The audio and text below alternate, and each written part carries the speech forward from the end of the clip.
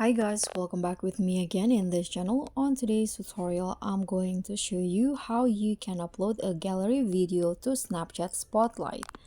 So here, I've already opened the Snapchat apps and let's go to the Spotlight first. You can click on this play button here, and this is the Spotlight on Snapchat.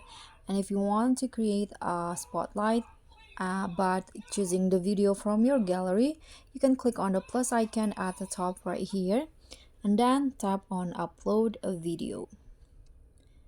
So now you can just choose the video that you want to upload. For example, I'm going to upload this videos right here. Now you can just click on a check icon, or you can trim it if you want to. So here you can click on preview.